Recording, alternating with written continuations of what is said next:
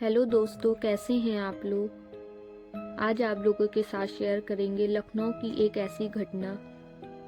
लखनऊ भारत का वो शहर है जिसे भारतीय ही नहीं बल्कि विदेशों में भी ये शहर अपनी नवाबी अंदाज, तहजीब और यहाँ की मशहूर और खूबसूरत इमारतों से जाना जाता है।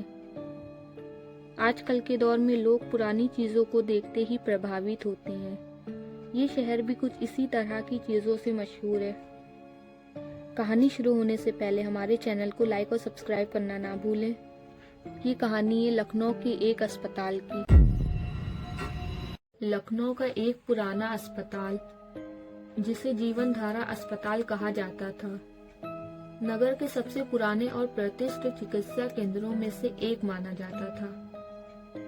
इसका निर्माण सन 1970 के दशक में हुआ था और इसे बहुत जल्द ही अपने उत्कृष्ट और उपचार विशेषज्ञों द्वारा के लिए जाने लगा।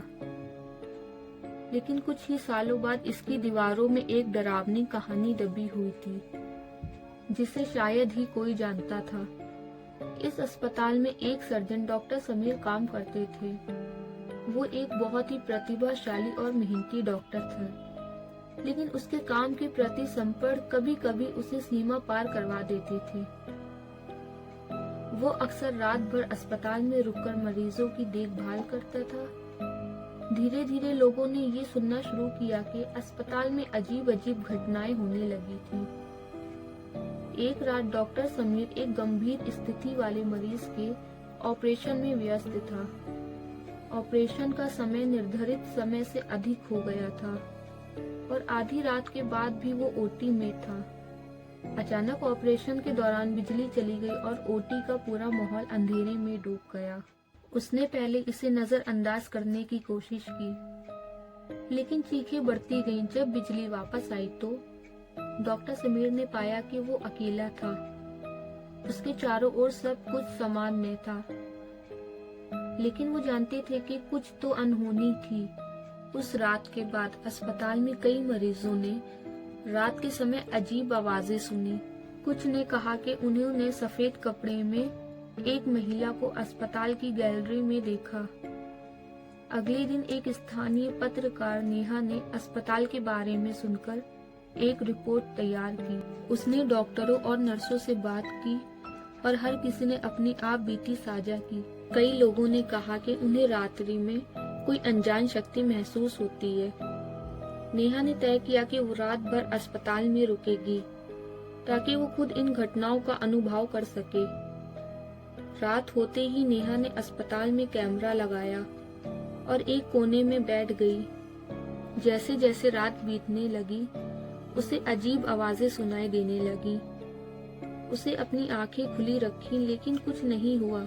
अचानक उसे लगा जैसे कोई उसके पास बैठा है। उसने पलटा और देखा कि एक युवा महिला अपने चेहरे को ढके हुए एक सफेद साड़ी में बैठी हुई थी।